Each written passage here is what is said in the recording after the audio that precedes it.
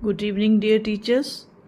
Today we have brought to you Lesson 3, Class 6th, New Udan Material, A Tale of Two Birds, Worksheet 1. इसमें pre requisite competency है 406 और eight grade competency है 604, जिसके अनुसार बच्चों को रीडिंग आनी चाहिए। और रीडिंग का मतलब सिर्फ पढ़ना नहीं बल्कि फ्लुएंटली पढ़ना और आइडेंटिफाई करना कि किसके बारे में बात की जा रही है, दिए हुए पैराग्राफ में कौन सी इवेंट या किस कैरेक्टर के बारे में बात की जा रही है, और उस एक्सपीरियंस को अपनी पर्सनल एक्सपीरियंस से जोड़ना कि क्या कभी ऐसा उनके साथ हुआ है, has this happen to them. हालांकि मुझे तो ऐसा लगता है कि इसमें जो पैराग्राफ है उसका शायद किसी पर्सनल एक्सपीरियंस से कोई लेना देना होगा नहीं, पर चलिए फिर भी हम इस पैसेज को पढ़ते हैं। एटलीस्ट बच्चों की रीडिंग एबिलिटी तो इम्प्रूव होगी। Read the following passage carefully and answer the questions. Silk is a very fine, shining and weightless cloth. Silk यानी रेशम एक बहुत नाजुक, फाइन का अर्थ है नाजुक, चमकदार और हल्का कपड़ा है। जब क्लॉथ के पीछे ई नहीं लगा होता तो उसका मतलब होता है अनस्टिच्ड, बिना सिला हुआ कपड़ा यानी फैब्रिक। और जब उसके पीछे ई लग जाए तो उसका मतलब है पहनने वाला कपड़ा, dress. It has its own story, इसकी अपनी एक कहानी है। According to a very old Chinese story, the empress Xi Lingshi discovered silk in 2700 BC। China की महारानी सी लिंगशी ने 2700 ईसा पूर्व इसको खोजा।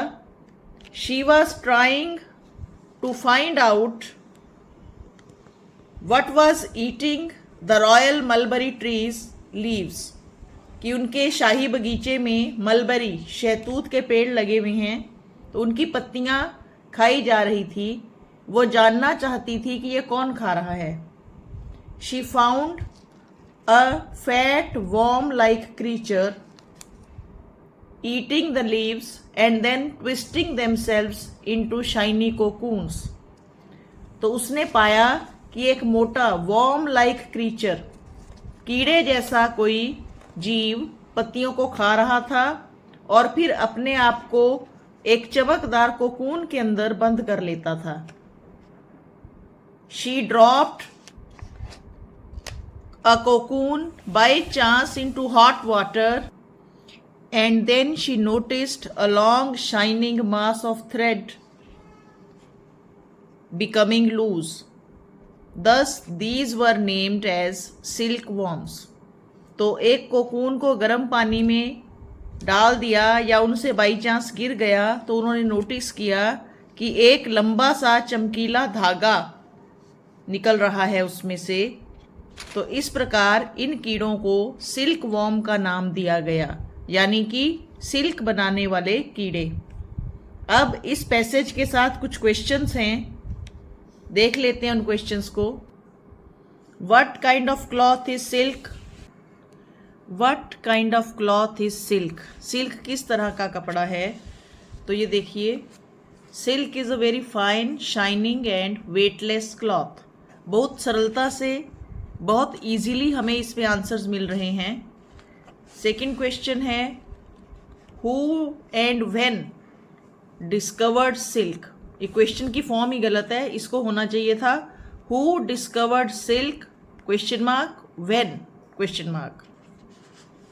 तो ये आंसर है the empress Xi Lingshi discovered silk in 2700 BC। Third question,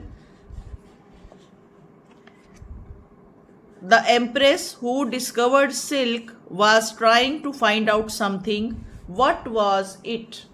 कि वो क्या खोज रही थी, क्या ढूंढ रही थी एम्प्रेस जब उन्हें सिल्क का पता चला। तो वो तो ढूंढ रही थी कि उनके शहतूत के पेड़ के पत्ते कौन खा रहा है? She was trying to find out what was eating the royal mulberry tree leaves. Next question, what did she find out? उन्हें क्या पता चला? What did she find out?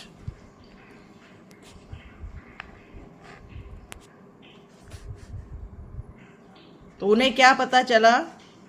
She found a fat worm-like creature eating the leaves and then twisting themselves into shiny cocoons. Next, why did she drop cocoon into hot water? Why did she drop cocoon into hot water? By chance, अचानक गिर गया, उन्होंने जानबूझकर नहीं डाला. By chance, she dropped cocoon into hot water. ये देखिए, she dropped cocoon by chance into hot water. और फिर उसके बाद क्या हुआ? नेक्स्ट क्वेश्चन है हमारा, what did she notice then?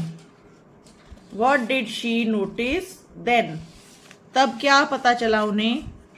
She noticed a long shining mass of thread becoming loose.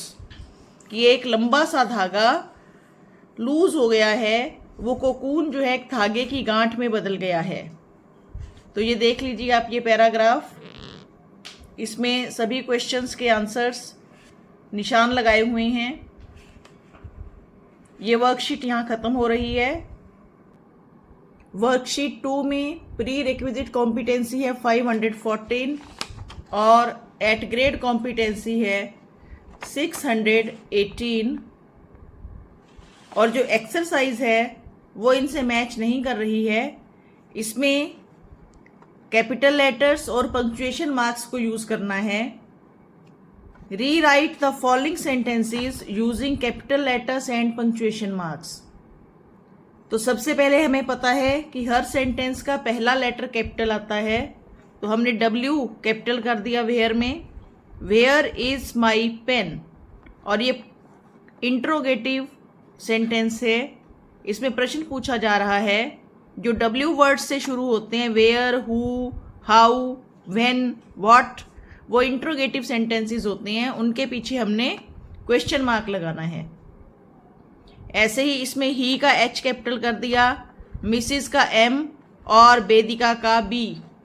ये देखिए, he is the only son of Mrs Vedika. H capital, M और B कैपिटल किए और उसके बाद फुल स्टॉप, क्योंकि ये सिंपल सेंटेंस है.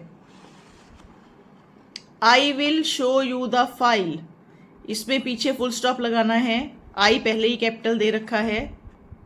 इज इट योर्स, तो आई कैपिटल और पीछे क्वेश्चन मार्क. ऐसे ही व्हाट, W कैपिटल और यहाँ पर question mark. Next W capital और डायरी के पीछे क्वेश्चन मार्क. नेक्स्ट फिर W कैपिटल और फ्रेंड के पीछे question mark. Is this house yours, is this your house, tell me. तो I कैपिटल, हाउस के पीछे क्वेश्चन मार्क और फिर टेल मी, T कैपिटल और मी के पीछे full stop. Next mister Mohan, M दोनों में कैपिटल हो जाएगा. मिस्टर के बाद R के बाद full stop. Mister Mohan is coming to our house tonight, full stop. Next will you complete my notes, W capital और नोट्स के बाद क्वेश्चन मार्क. ये देखिए, ये सारी एक्सरसाइज आप देख सकते हैं.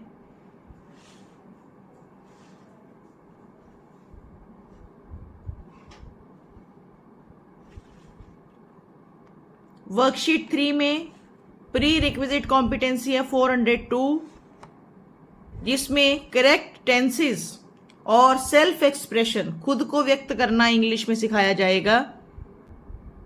आपको एक कार की डिस्क्रिप्शन लिखनी है जिसमें सीटों के कवर के कलर, उनकी लाइट्स, ब्रांड, ये सब डिस्क्राइब करना है।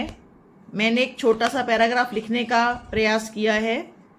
My father owns a car, it is a Honda WRV, 5 persons can sit in it, it is shining blue in color, its seats and interiors are very good, they are off-white, it has an AC heater, it saves fuel as it goes 16 kilometers in 1 liter of diesel।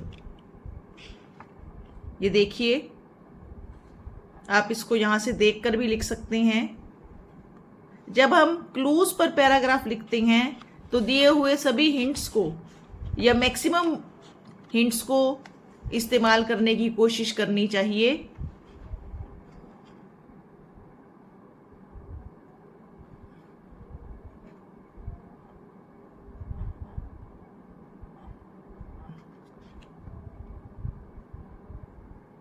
ये देखिए ये paragraph,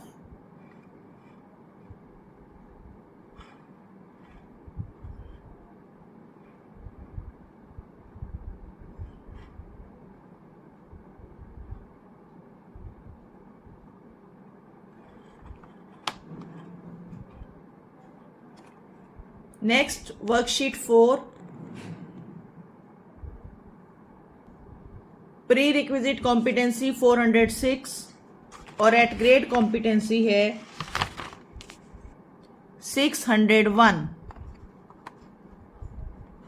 question answers हैं W से शुरू होने वाले words जिनको हम W वर्ड्स या क्वेश्चन वर्ड्स कहते हैं। WH questions, what, where, why, when. Options में से सिलेक्ट करना है। प्लेस के लिए आता है where, where do your parents live, तुम्हारे माता पिता कहाँ रहते हैं, पहला है। ऑप्शन बी, हम इन छुट्टियों में कहाँ जा रहे हैं गर्मियों में, where are we going to this summer. Why are you ignoring me, why are you so sad, how do you feel today, आज तुम्हें कैसा लग रहा है। ये देखिए ये सभी आंसर्स। ये लेसन यहाँ खत्म होता है। देखते रहिए स्टडी विद परीक्षा 5483। Thank you.